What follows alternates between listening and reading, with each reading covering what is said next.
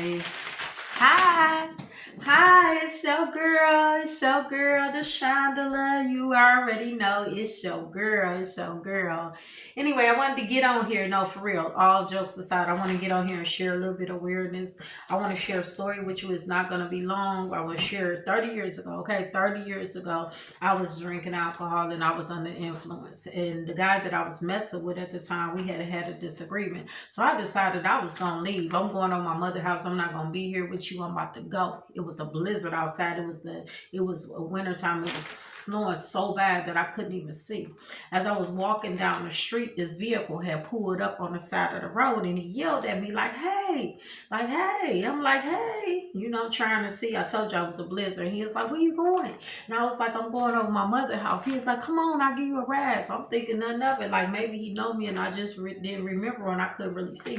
So I just went ahead on, jumped in the car, not even thinking. I get in the car, hey, how you doing? I'm playing it off just in case he knew me and I didn't want him to think that I had forgot who he was. So I played it off like I knew him too, like, hey, and he was like, so where you going? I said, I'm about to go to my mother's house. She just live around the corner. So he like, oh, okay. And he just started having a conversation with me. And I'm at the time he having a conversation, I'm not really paying attention to the streets and stuff. Like I said, first of all, it was snowing so bad I couldn't really see anyhow.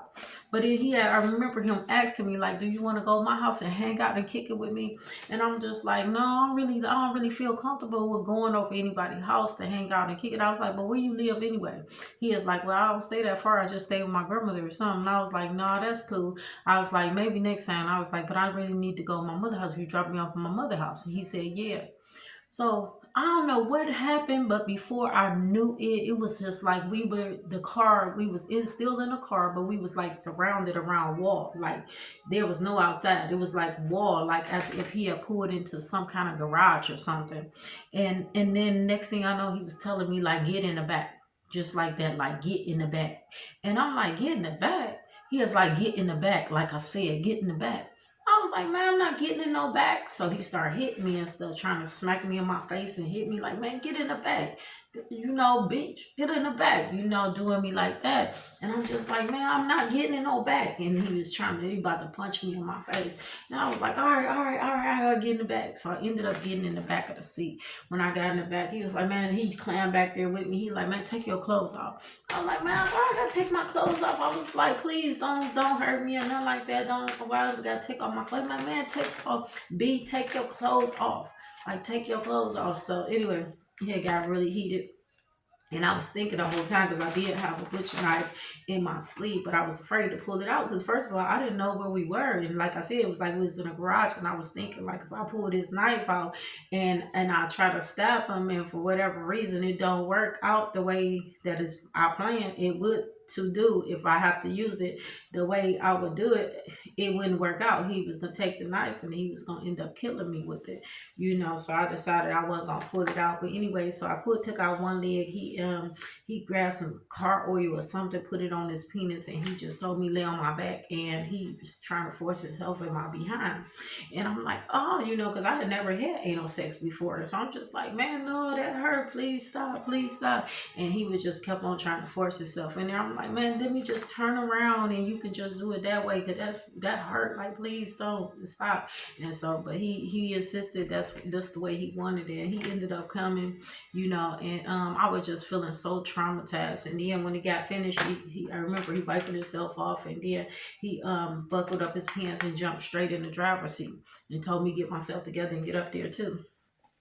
Get in the passenger seat and stuff. So I'm just buttoning up in my clothes, and I'm just can't believe like this is actually happened to me. Like it just happened so fast. Just one little disagreement, ran outside, and just that quick got raped. And so I got in the passenger seat. He had the nerve to look at me, and he said, "You know what? I should make you my woman." And I just remember looking at him like you sick. Like this guy is sick. I had never met him before, never seen him in my life. I'm just looking at him like you gotta be sick. And I was just praying like I didn't know what the next move was from there. But he ended up dropping me off not too far away. He picked me up. But before he dropped me off, you're not gonna believe it. He handed me $2 and he said, go ahead and buy yourself something nice. And I got out the car, humiliated. I was shaking so bad like this. Shaking so bad. I just went in the house and I told my boyfriend, I said, the guy raped me. He went out there looking for the car, but the car had backed back. When I was looking, I was trying to get the guy license plates, but he had backed all the way back, so I couldn't see his license plates. So anyway, I wanted to share this story with you. So hopefully, it can raise some awareness out there to be safe, be safe, be safe, be safe, be safe, be safe, be safe. And also, I just want to share this with you because anything could have happened. He could have had a sexually transmitted disease. He could have had anything. I could have got AIDS or anything from this dude. And I'm just grateful that I was fortunate that God blood blocked me from all diseases, that I did not come out with any kind of disease or anything. But I know that some of you have not been that fortunate. And so I want to encourage you. Be careful out here. Be careful out here. And especially if you drinking and doing drugs, be careful out here because a smile ain't nothing but a frown upside down. You really have to be careful. And everybody that shake your hand and smile in your face is not your friend. So I don't know why I feel like God wanted me to share that story, but I believe that it is important to get it out there. Be careful. Be careful because I got raped, and that was just one of a few more times, and I will share the other times with you. But just for right now, I just want you to take this video and just look at me, because I am a miracle. Look at me. I'm proof that God is real. I am proof that God is real. That man could have killed me. He could have cut me up, left me in there dead or whatever, threw my body in a river, a lake, anything. He did rape me. He did come, but he did drop me off, and he did leave me to be able to tell the story, my survival story. So everybody don't get a survival story. So you see what I'm saying? Everybody don't get to tell the story, and then to come out disease free. Hallelujah. That ain't nothing but God.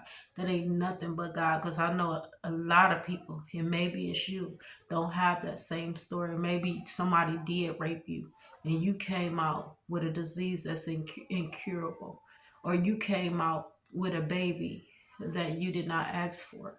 So I just want to say to you, sisters and brothers, because boys get raped too, be aware. Please be aware. Please be aware. And remember, all smiling faces is not your friend. A smile is a frown upside down. Really got to get to know people. You really got to know people. And especially nowadays, just got to be real, real careful.